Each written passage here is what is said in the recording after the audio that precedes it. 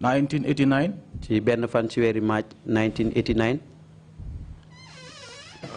And you've worked in the police since then?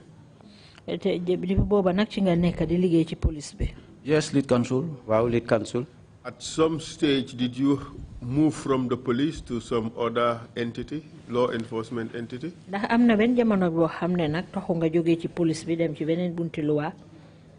Yes, lead counsel. Wow, lead counsel. Tell us about it. Whilst I was serving in the Gambia Police Force, there was a unit called the Drug Squad. Drug Squad. There was a unit in the police responsible for the fight against illicit drug trafficking and abuse. I was working under that unit until in 2005.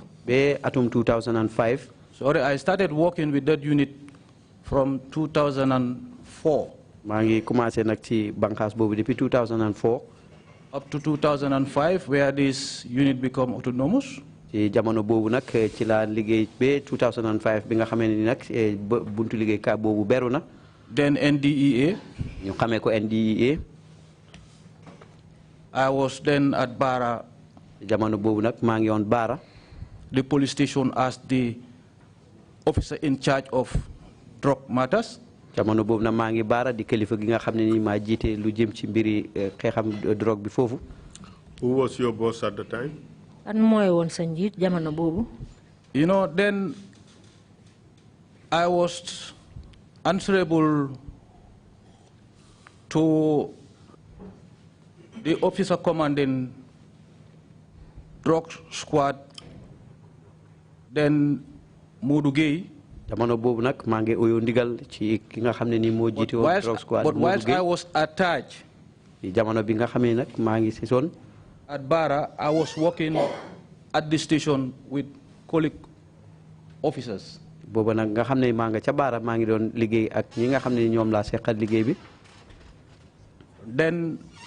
the station officer, station bi, if I could recall my mind, it was Jawara Demba. And then assisted by Babukar Bah. Then directly, immediately, these were my supervisors. While serving at Bara at this time, do you recall the events of 22nd July 2005? Jamane joju nga xamne yang doon liggéey fofu ca Bara mun nga fatale ko xew-xew bi nga xamne mo amone ñaar fukki fan ak juroom ñaar ci wéru July 2005. In fact, you did recall my mind that it was on the 22nd of July. Fatelekul nga ma sax ne lolu ñaar fukki fan ak ñaar la won ci wéru July. But before, I could not remember the exact date. Waye nak bala lolu xamoo won sax ban bés la won. But I am confident that it was that day for the fact that I think this 22nd July was a public holiday. I was not at work. And then I was called by the assistant ISO Babukar Bah. And then I came to respond to the station. And then that's where he informed me that he has a tip-off regarding people who were looking for a canoe to ferry them. And then the suspicious was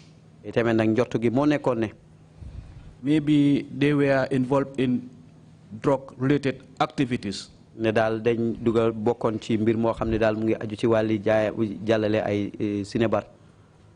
then we were able to go with them, pretending that we are pretending to them that we have boats to hire, just to disguise. But when we went, these people... Did you meet these two people? Yeah, we met them, and then we went with them at the garage. Then we went to the scene. Do you recall which boats you used? Pardon? Do you recall the boats that you used? Who? That you guys used. I'm coming. Lead counsel. When we were going there, we did not go with a boat. We walked up to the place. This was at the mangrove, the outskirts of Bara. So when we went there, when we reached there, I could recall one of them whispered. And all of a sudden, we saw people coming out from the mangrove. But when they came out, coming from different directions,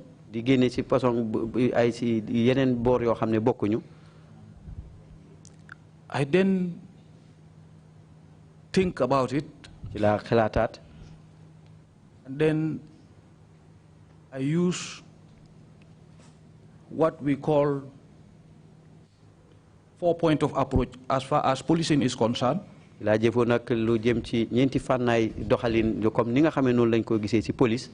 I ask myself those questions and answer them immediately. And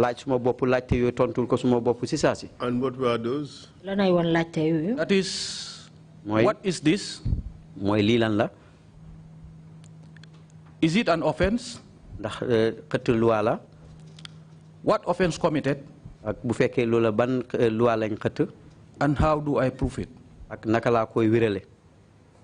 immediately I analyze that these people, instead, what we thought of as drug traffickers, I don't see that sign. And I believe these people, the way I saw them, they were almost over. I don't count them in person. I don't know the number exactly. But why? I would estimate almost over 50.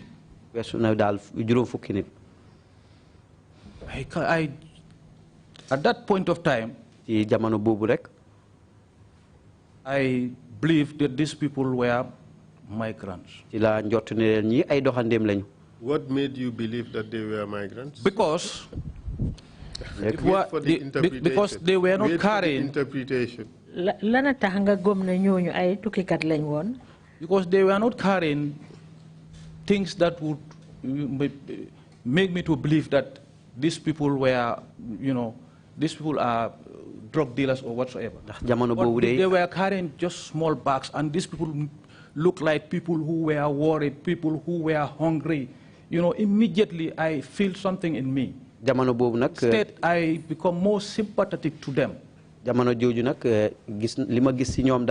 And henceforth it was not drug as we suspected. Wait for the interpretation, please.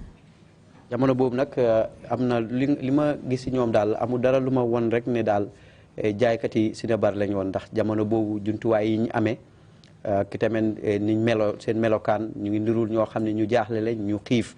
Then the ASO that I was with took the lead. Ci kaw lool nak repeat again please. And then the ASO I was with took the lead. Ki nga xamne ni moy ki topon ci ASO bi ma andaton ci la jitu. And it was not drug related matters. Ndegem nak lu lo xamne ni lu aju ci mbiri cinébar la. And my responsibility at that time was drug-related activities. Jamono bobu na man suma mbir dal mu ngi aju rek ci wàlli xew-xewi Sinébar. He took the lead. Mu jiite ko. And then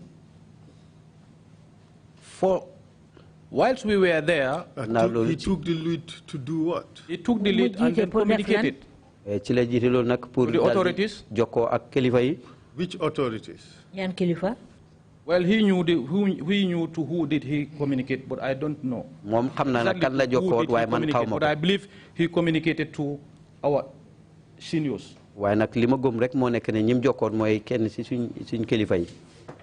And then later on, whilst we were there ci jamono bi ñu fa nekkee nag ci ab diir. We saw a reinforcement team came with boats. lañ gis ñoo xam ne ni dañ ñëw pour dimbale ñoo xam ne ñu ngi ànd ak ay gaal. How many boats? ñaata gaal? It could be 2 or 3 boats. I cannot remember exactly, but mën naa dem ba ñaar ba ñetti gaal mënatuma fàttaliku nag.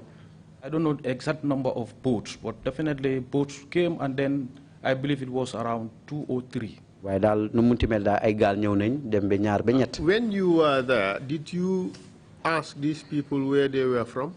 Obviously, at that point of time. Obviously, at that point of time, and the situation there, ci jamono boobu ci nekkin boobu. we did not ask them. laajuñ leen. We were in a haste to make sure that a enforcement team would come, and then we are out of that place. That place was not safe at all. Considering the amount of officers at that point and the number of people there, we were in a haste to see people come, and then definitely they on board the boats, and then we took them to the Barra police station. Jamono boobu nag nekkin ba daal ni meloon ndi suñ seetloo limi ñun police yi fa nekk ak nit ñi nga xam ne ñoo fa nekk. We succeeded in taking them and escorting them to the station. ci lañ am chance nag yóbbu leen ci police station bi. Do you recall who came with the boats? Fàttaliku nga ñan ñoo ñëw ak gaal yooyu. I cannot recall them. mënuma koo fàttaliku. But I know that boats came, and then we escorted them at the station. waaye xam naa ne daal gaal ñëwoon nañ ñu jël leen yóbbu leen ci police station bi. And then when we finally reached at the station, biñ àggee na ci police station bi. they were all escorted into the station.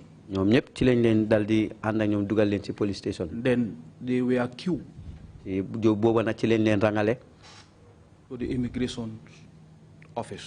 ci buntu office yi buntu liggéeykaay police bi saytu wàlli kayiti réew ñu xamee leen immigration. we are doing the counting and the profile of them. ñoo xam ne nii ñoo doon compter ak itamit di seet seeni tëddalin. Then I left for my quarters. foofu nag ci laa jógee ko dal di dem ca fa ma dëkk. Were their personal details recorded?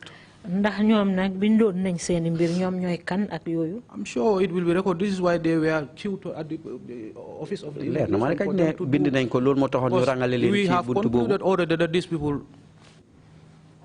we have suspected already these people are migrants. ndax jamono boobu njott nañ ne ñi ay doxandeem lañ. And then the immigration were there to do that job. buntu liggéeykaay immigration bi ñoom ñu ngi fa woon pour def liggéey boobu. And whilst they were there, I left for my quarters. jamono biñ fa nekkee nag ci laa jóg dem fa ma dëkk. And then the following morning, ci ëllëg sa nag. when I reported for duties, bi ma demee pour liggéey ci station ba. as I was expected, I will come and find them there. ndax jamono jooju maa ngi séntu ne dinaa leen fa fekk. I came, I found the place they were not there. ci laa ñëw gis ne daal ñoom nekkuñu woon fa. And then I asked. ci laa laajte. I was made to understand that they were escorted to Banjul. ci lañ ma yëgal ne daal dañ leen jël yóbbu leen Banjul. By who? ñaana leen fa yóbbu. I'm coming. maa ngi ñëw. Arrive. Okay. So when I was informed. By who? ñaana leen fa yóbbu Banjul. I don't know by who. xaw ma nag ñan la. But I was made to understand that they were escorted to Banjul. waaye nag ci lañ yëgaloon nañ ma ne dañ leen yóbbu woon Banjul. I believe is as far as they were with the immigration and they were escorted to Banjul, I believe they were escorted to Banjul immigration for further investigation. Man nak ci luma gëm mo nekkon ne ndigam ñu ngi I concluded. Ñu ngi desoon ci loxoy immigration kon buñ leena jallale Banjul. This is all what happened. This is all what I know. Ne dal immigration lañ leen jallale té tamen pour jema gëna laacc seen mbir li dal la gisoon loolu la ci xam. Well, we would not ask you what you don't know. Yes. So we will end it here. Fi nak mom duñ la fi laaj dara lo xamut bon dal ñu émalé ko fi. All right. No further questions. Mu ne amatul ben laajte ci mom. That's it. That's it. That's all he knows. We don't ask him more than what he knows. Duñ ko mëna laaj lu xamut nak ko mu ne li rek la ci xam duñ ko mëna laaj lu xamut. The migrants were surrendered to the immigration authorities, he said? Yes, at the police station. Because these police stations are manned by officers from different services. You have regular police, you have NDEA, which he worked, you have NIA, you have immigration. But he witnessed the handing over yes. To the immigration authorities. Yes. Who were the immigration authorities? Within the police station. So he's told us who was the head of the police there at the time, the station officer, Jawara Demba. So they came and they surrendered these, they took these guys to the immigration section within the police where their details and profiling was being done. And then he left. Thank you very much. Do you have any questions, some commissioners? Ndax commissioner yi amna ken ko xamne ne amna laajte bu mu wara laajte. If not, yes. You have anything to any concluding remarks? Mr. Chair, for witnesses like this, it's just discrete facts. So concluding remarks and may not be necessary. Okay, but anyway, we'll say, you have any remarks to make? And as much as this issue is concerned, I don't have any remarks. Thank you very much for your very brief appearance. You are released. Thank you very much. Good. Yes, you can wear it now. Thank you, Mr. Faal. Mr. Chair, please go. We're going sequentially, and we don't want to just bring evidence that is not supported. So this witness just corroborates the previous witness, but he's looking at it from a different direction.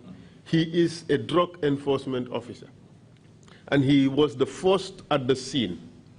He did not go with the boat. He walked to the place.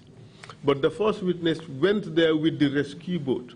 Recall, he told us that the assistant station officer called his authorities.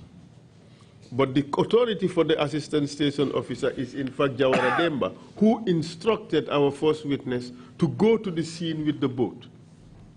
So you see, two officers from different services testified to the same thing, but looking at it from different angles.